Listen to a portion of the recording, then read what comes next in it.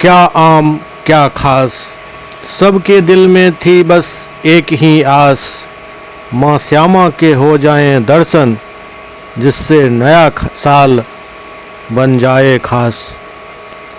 यही कुछ नज़ारा था माँ श्यामा मंदिर परिसर का, जहाँ आमों खास की भीड़ ऐसी थी जो दर्शन करने में लोगों को काफ़ी मशक्क़त भी करनी पड़ी, लेकिन दर्शन हुआ और मन की आस लोगों की पूरी हुई। मौका था नए साल के स्वागत का।